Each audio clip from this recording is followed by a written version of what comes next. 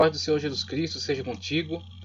Vamos dar continuidade aos nossos estudos e, semelhantemente ao que já fiz nas outras gravações relacionadas aqui aos nossos estudos bíblicos, primeiro nós apresentamos esse estudo como uma pregação da igreja e depois fazemos um vídeo com mais tranquilidade, com mais calma, para apresentarmos todo o estudo que nós preparamos. Então, muitas das vezes não dá tempo de colocarmos todo o conteúdo, toda a matéria do estudo. E depois eu faço um vídeo para completar, um vídeo que estará relacionado ao primeiro e que será um pouco mais amplo para apresentar o estudo de uma forma mais tranquila, tá ok? Então é isso que estamos fazendo aqui. E além disso, eu estou dando também uma recapitulada, porque nós chegamos agora ao 7º dia da criação, capítulo 2 de Gênesis. Então já cumprimos aí todo o capítulo 1 e adentramos ao capítulo 2. Depois daremos continuidade falando especificamente acerca da criação do homem e da mulher, Jardim do Éden, a questão da queda no pecado e da salvação por meio de Cristo Jesus, também chamado segundo Adão. Então, no primeiro momento, apresentamos aqui este estudo relacionado à criação. No primeiro dia, no princípio, Deus criou os céus e a terra. Então, temos aí o texto em hebraico e analisamos também, relacionando aí a essas características importantes da criação pela palavra, de Deus ser o criador de todas as coisas, a apresentação do nome de Deus, como Deus é qualificado aqui dentro dessa frase. Então, Bereshit bara Elohim et hashamayim ve'et haaretz. Então, no princípio, criou Deus os céus e a terra. E dentro dessa frase, desse texto, algumas coisas que destacamos muito importantes já na frase no princípio, inclusive colocamos aí 2 textos em Salmos para colaborar o entendimento, esse pequeno fragmento aí dessa frase. Antes de nascerem os montes e de criares a terra e o mundo, de eternidade a eternidade tu és Deus. Salmos 90, verso 2.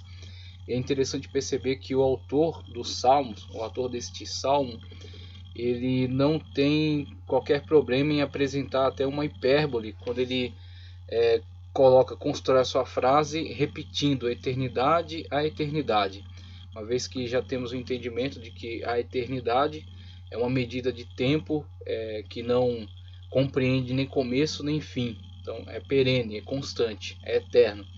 Mas para que a ideia seja reforçada, para que a ideia fique muito clara acerca do que ele está falando, em relação a Deus, ele qualifica como de eternidade a eternidade, não sobrando qualquer espaço para a possibilidade de um momento em que Deus não estivesse presente, ok? Então é isso que ressaltamos aí no primeiro momento, que antes de todas as coisas, Deus já está presente, e Deus é Pai, Filho e Espírito Santo. Assim temos nessa frase, temos nesse pequeno texto, nesse texto de abertura da Sagrada Escritura, a presença do Deus Todo-Poderoso, já desde sempre, e tudo vindo a partir dele. Então, de eternidade a eternidade, o Senhor está presente, e a partir dele é que virá todas as coisas. Com isso, conforme já está posto aí em tela, o estudo abaixo, já temos aí uma linha de colisão, já estamos contraditando algumas filosofias que têm surgido aí ao longo da história e que têm tentado atacar esta ideia. Então temos aí esse primeiro versículo. E o segundo: teu trono está firme desde a antiguidade, tu existes desde a eternidade. Então, desde a antiguidade, o trono de Deus, o governo de Deus, o reino de Deus, a autoridade dele, mas a presença dele desde a eternidade. É interessante como esta ideia está bem posta, está bem ressaltada aí a partir desses 2 salmos, essa colocação maravilhosa aí do salmista.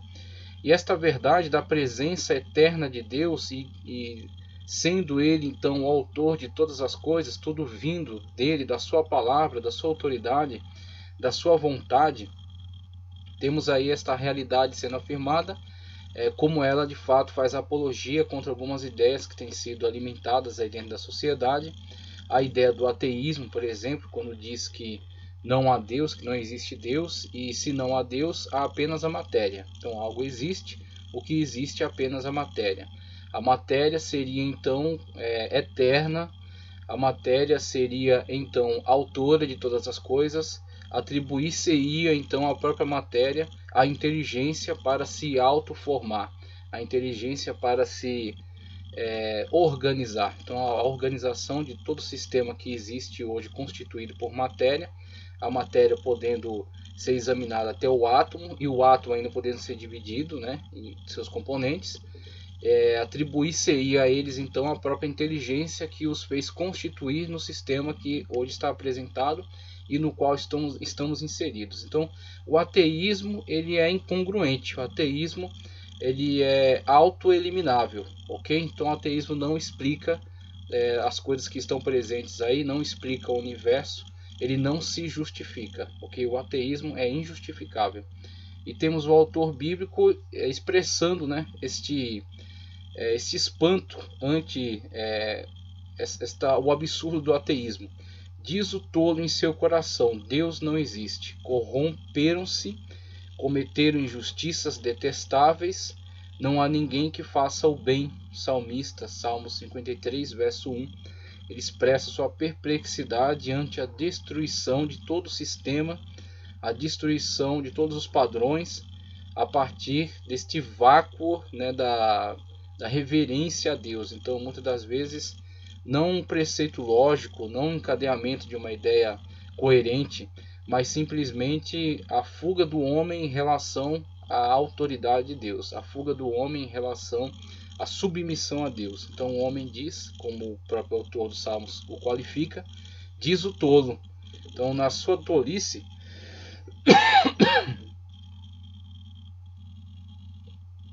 na sua estupidez, na sua ignorância, ele tenta se livrar desta autoridade maior que está instituída sobre toda a criação e que de fato exerce seu governo e também exercerá o seu juízo. Então o tolo apenas ignora, né? O tolo apenas faz de conta que Deus não existe, mas na verdade toda a natureza, todo o sistema do universo e a Sagrada Escritura e os cristãos, né, aqueles que têm tido um relacionamento profundo, um relacionamento íntimo, um relacionamento vivo com Deus, aprovam em sua vida, demonstram por meio das suas próprias vidas a presença, a existência, ok? A ação de Deus dentro da história. Então temos aí o livro da natureza, o livro da Sagrada Escritura, mas também e principalmente o livro que é a nossa vida, a nossa experiência com esse Deus vivo, esse Deus presente, maravilhoso. Então o ateu apenas faz de conta que Deus não existe, e essas palavras bíblicas já contraditam aí esta postura, né? O politeísmo, pois há somente Deus, pois há somente um Deus, pois há somente um Deus. Então outra coisa que foi contraditada por meio do estudo é a proposta de algumas religiões de que existe não um Deus apenas, mas diversos deuses. E aí temos diversas cosmogonias, né, que falam acerca da origem do universo a partir dos conflitos, das guerras entre esses deuses, muitas das vezes da subjugação de alguns deuses que são então vencidos para que tudo isso possa vir à existência. E com isso nós temos apenas um reflexo dos próprios conflitos humanos que criam seus mitos e espelham nesses mitos as suas próprias volúpias, espelham nesses mitos as suas próprias ganâncias, ok? E seus próprios conflitos. Então temos muitas das vezes esses deuses ou essa cosmogonia, essa mitologia sendo na verdade o reflexo dos próprios conflitos humanos criadores desses mitos.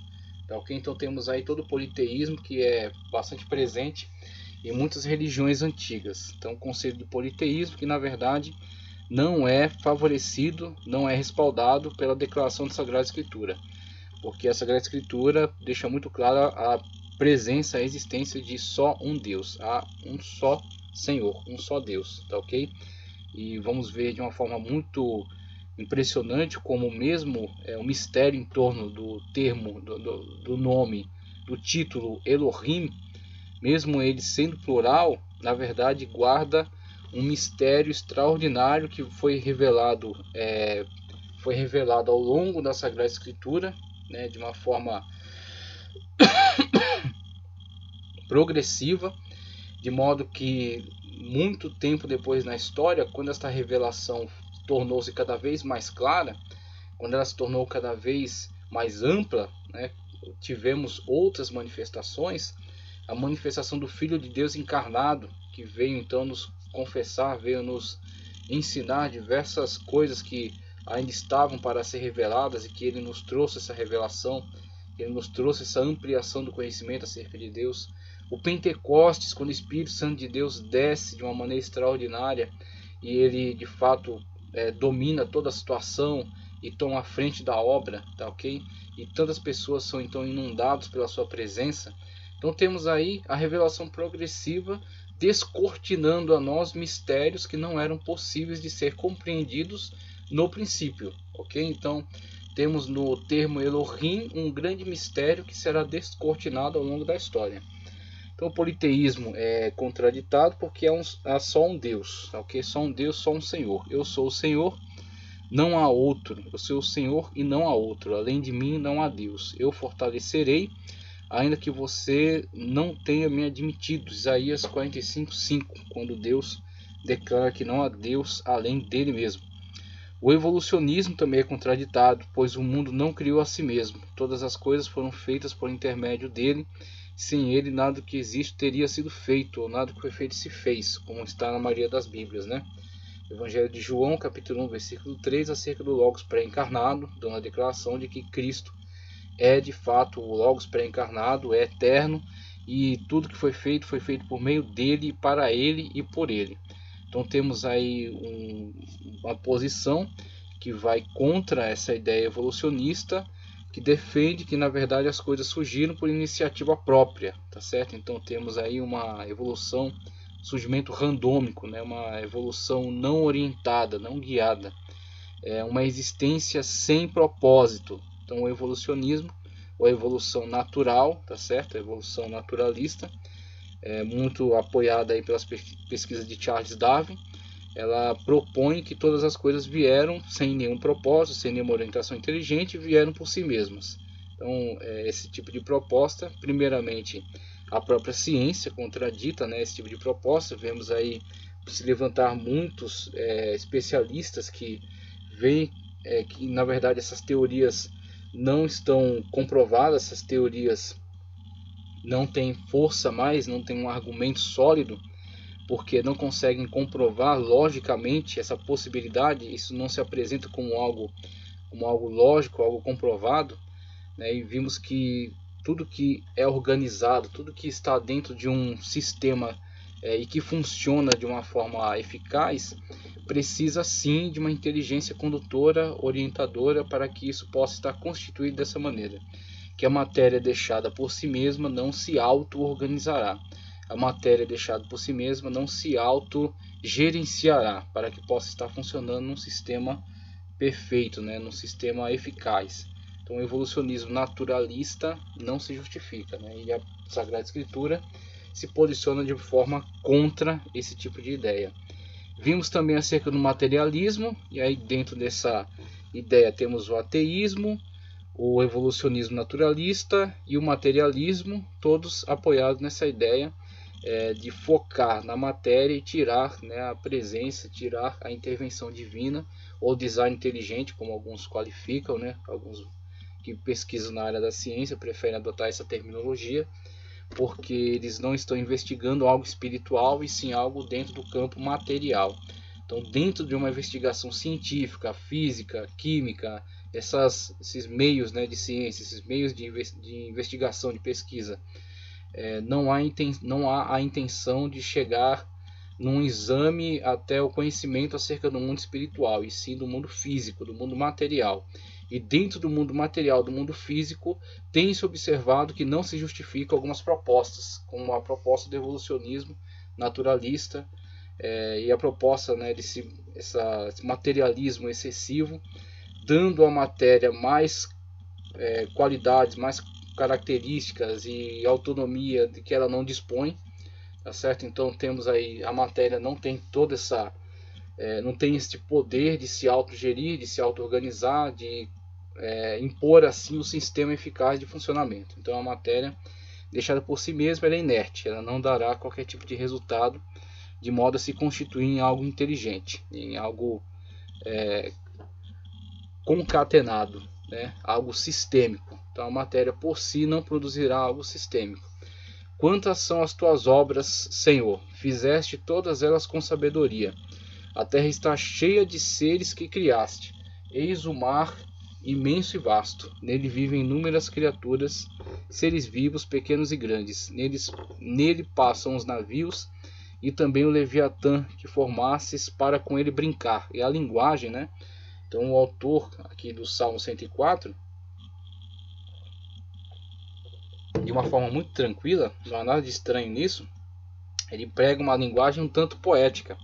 Ele está falando de realidades que estão muito acima dele mesmo. Realidades que são muito profundas, né? São muito misteriosas para ele mesmo. Então por isso que ele emprega alguma linguagem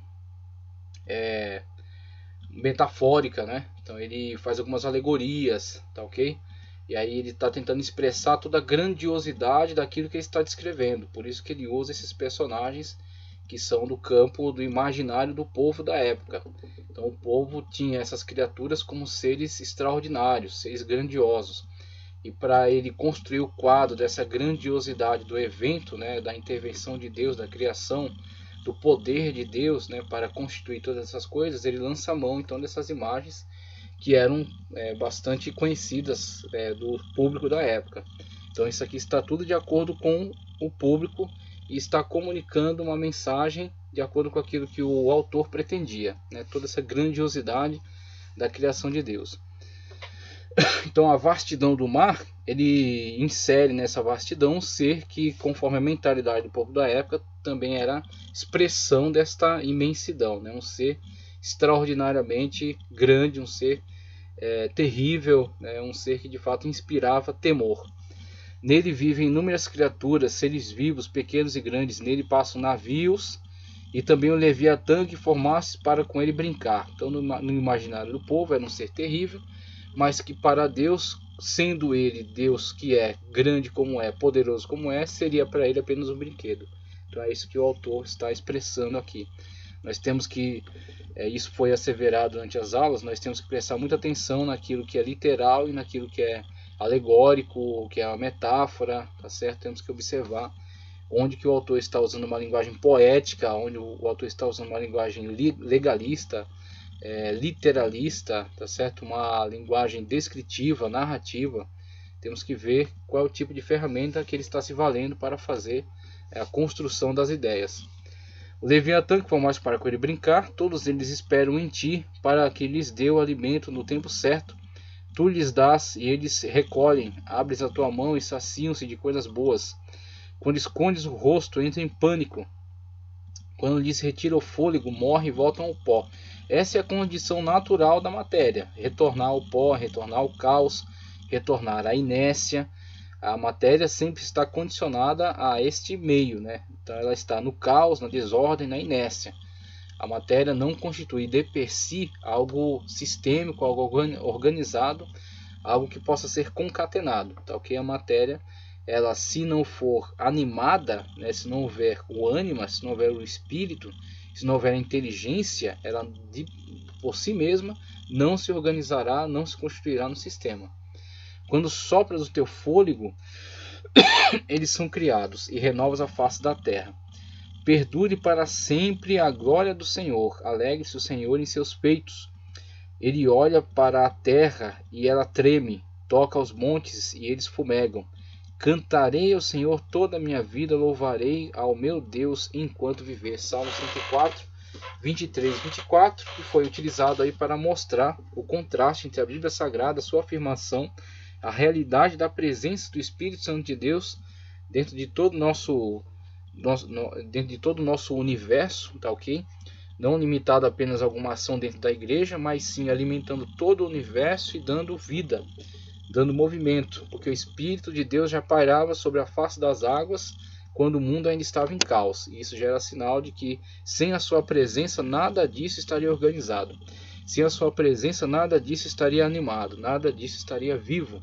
É o Espírito Santo de Deus que alimenta todo o universo com este movimento. Se ele é retirado, tudo retorna ao caos, tudo retorna à inércia, e tudo retorna ao borru e torru, como foi abordado, né? Tudo ao vazio e como foi colocado,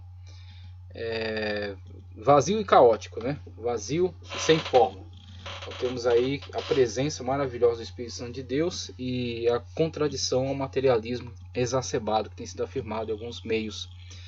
O existencialismo também, houve um propósito na criação. Então, uma vez que a criação é fruto da inteligência divina, uma vez que a criação é fruto da vontade divina e é resultado da sua palavra, há um propósito, e o propósito é dado por Deus. Então, muitas das vezes não podemos entender, não podemos observar o propósito de Deus, mas ele chegará sim a termo. Ele será cumprido, ele será realizado.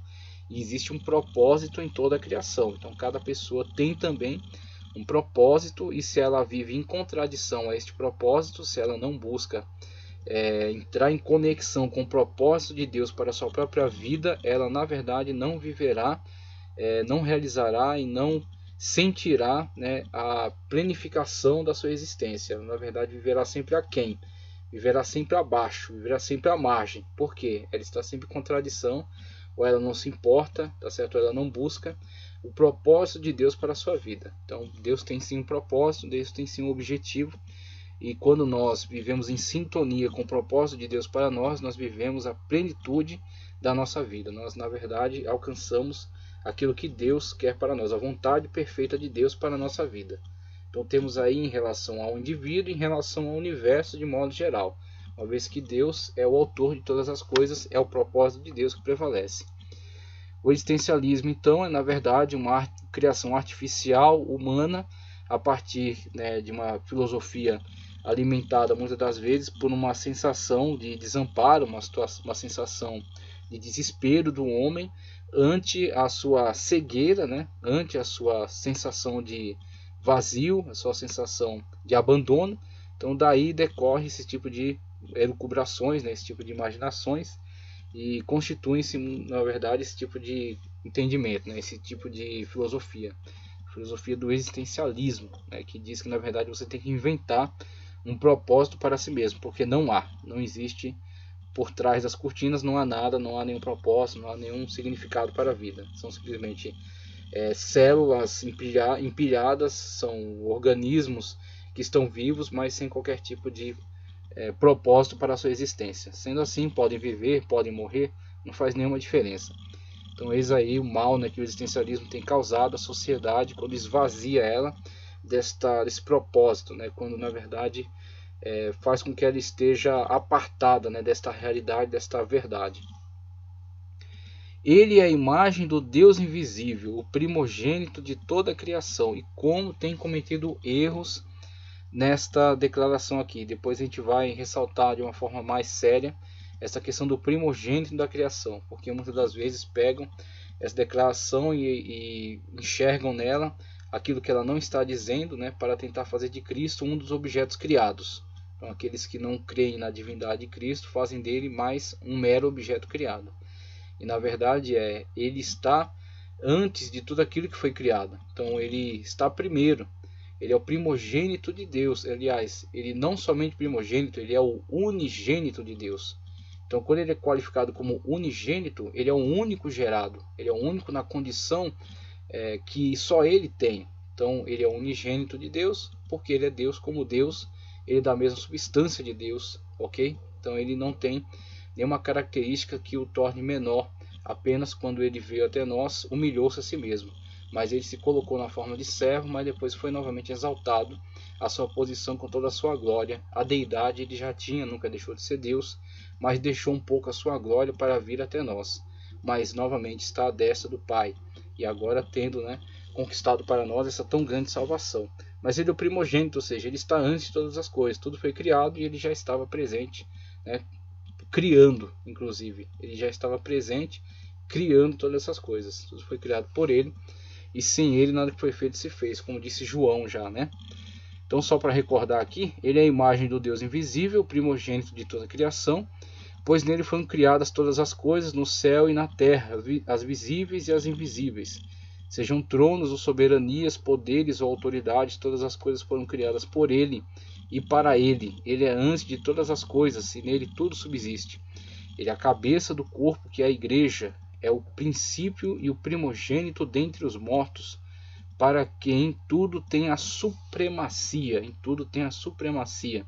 Então, do jeito que ele estava antes de todas as coisas, ele também inaugura uma nova condição, que é ter ressuscitado, ter ressurgido dos mortos, está hoje num corpo glorioso que só ele tem, que somente ele vivencia isso na atualidade, e que nos dará também o grande privilégio de participar dessa natureza quando formos então ressuscitados.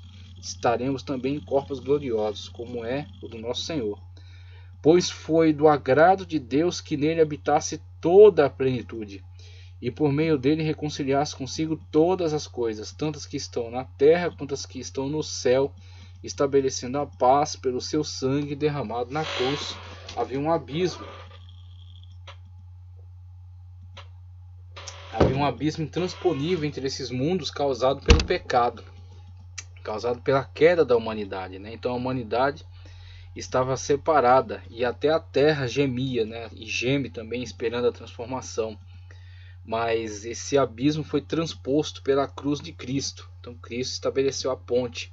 Inclusive ele é o único mediador entre Deus e os homens. Somente Cristo transpôs essa barreira, e ele religou novamente a terra e o céu por meio da sua própria vida. Então ele, que veio como homem, viveu como homem, morreu uma morte de cruz, mas ressuscitou ao terceiro dia, sendo para nós o acesso ao mundo espiritual. O mundo espiritual estava separado do mundo físico, do mundo no qual nós estamos, devido ao pecado que cometemos, cada vez nos afastando mais de Deus, mas Cristo derrubou a barreira e restabeleceu o contato.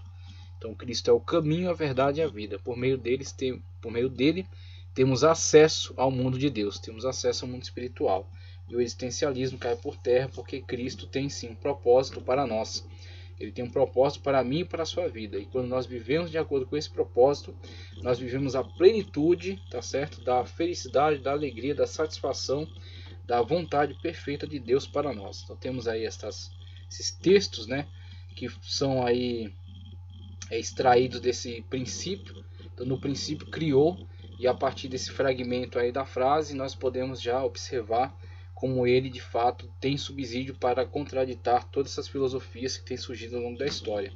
E não somente isso, também abordamos a questão do nome que é dado ao nosso Senhor, o nome que é dado a Deus, Elohim, e percebendo, né, o plural, né, que está aí nesse nome, o nome do nosso Senhor, Elohim, que tem origem Eloar, tá certo?